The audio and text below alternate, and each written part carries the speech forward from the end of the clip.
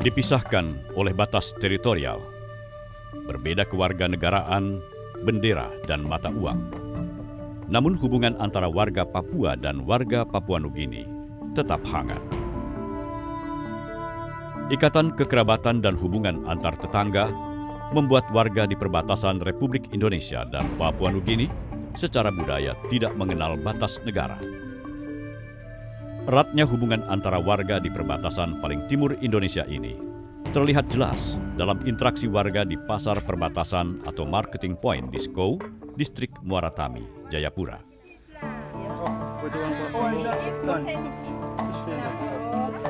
Setiap Selasa, Kamis, dan Sabtu, pasar tradisional yang terletak di wilayah pos perbatasan Skou ini ramai dikunjungi warga Papua Nugini yang hendak berbelanja kebutuhan sehari-hari.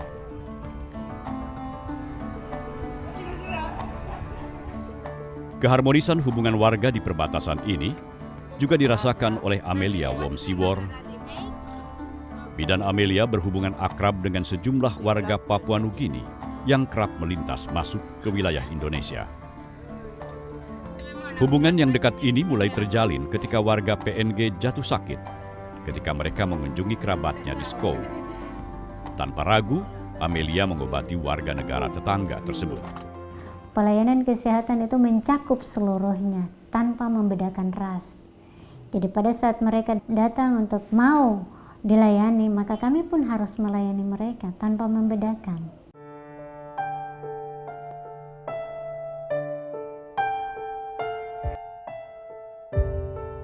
Tidak hanya mengobati warga PNG yang sakit, pengalamannya membantu persalinan warga Papua Nugini di tengah hutan menjadi hal baru yang ia alami di dunia kesehatan.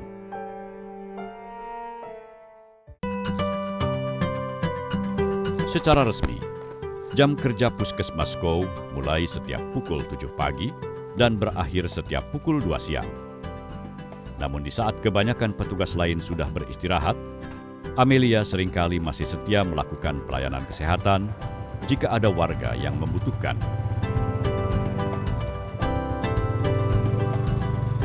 Seperti siang ini, di saat jam istirahat, Amelia meninggalkan puskesmas menuju dusun Skou Jambe.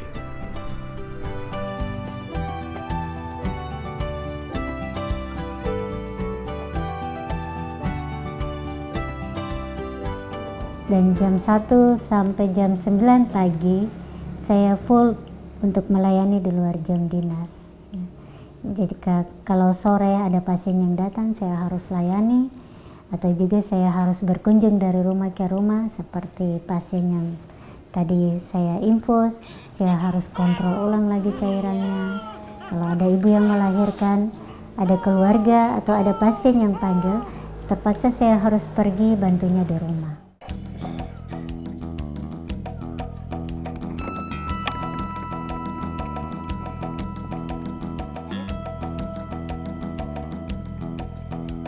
Di hari libur pun, Amelia kerap mengunjungi dusun-dusun yang masuk wilayah kerjanya.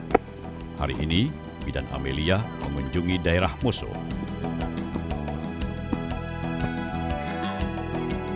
Moso merupakan salah satu dusun terdepan yang berbatasan langsung dengan PNG.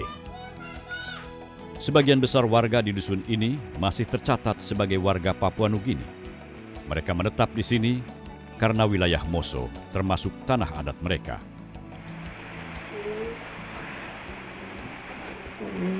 Belum imunisasi. Lahirnya di mana? Di kanan, langsung bersihkan. Ini loh. Ini ada bintik-bintik merah. Waktu lahir setelah 1 minggu. Iya. Penyakit seperti infeksi kulit, katarak, hingga infeksi pernafasan ia temukan di desa ini. Tempat sini kondisinya seperti ini ya, sangat terbatas oleh petugas kesehatan. Sebenarnya petugas kesehatannya banyak, tetapi mereka tidak terpanggil untuk pelayanan ini. Artinya bahwa ketika mereka terpanggil, pasti mereka juga pasti ingin tinggal di tempat, mau berbaur dengan masyarakat, mau bersama-sama dengan masyarakat untuk pelayanan kesehatan tersebut. Kepala Puskesmas Kou, Marta Reto, mengaku kesulitan dalam mengatur pelayanan kesehatan masyarakat perbatasan. Di luar jam dinas pun, masyarakat datang. Mereka tidak tahu sistem yang ada di sini seperti apa. Sehingga kami berusaha untuk standby itu ada. Tapi karena petugasnya minim, akhirnya di luar jam dinas sering kami tidak layani mereka dengan baik. Puskesmas yang dibuka sejak tahun 2010 ini awalnya hanya berupa puskesmas pembantu dari wilayah kerja Puskesmas Koya Barat. Karena jarak dan ongkos transportasi yang mahal, maka pusat layanan yang lebih terpadu dibangun di lokasi yang lebih dekat dengan pemukiman warga yang membutuhkan. Para petugas kesehatan di puskesmas perbatasan ini harus menangani beragam penyakit berat yang diderita warganya.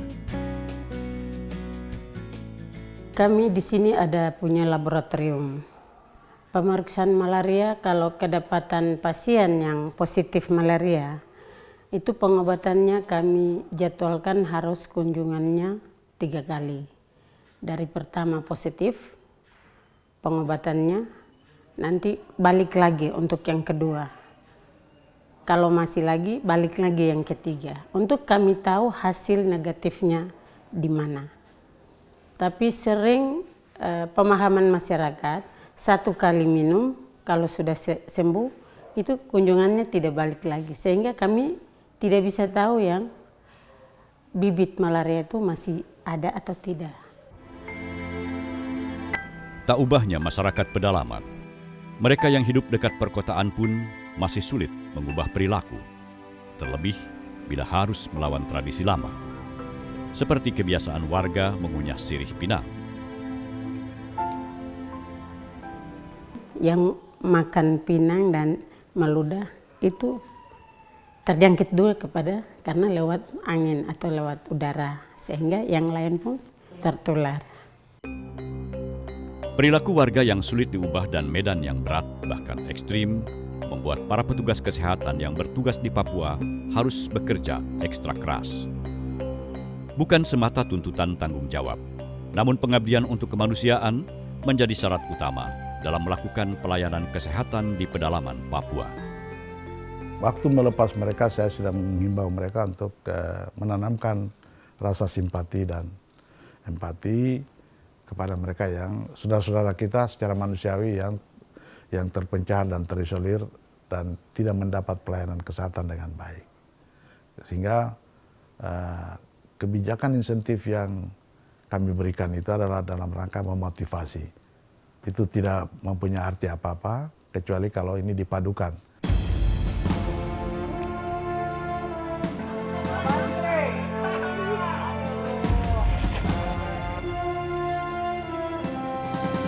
Perawat keliling di SCOW dan Flying Healthcare di Semografi hanyalah segelintir kisah dari para petugas kesehatan yang mengabdikan hidup demi kemanusiaan di pedalaman Papua.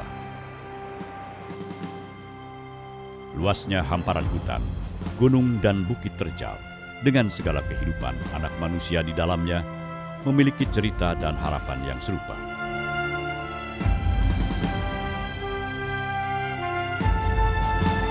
Harapan akan terciptanya pikiran yang sehat di dalam tubuh yang sehat.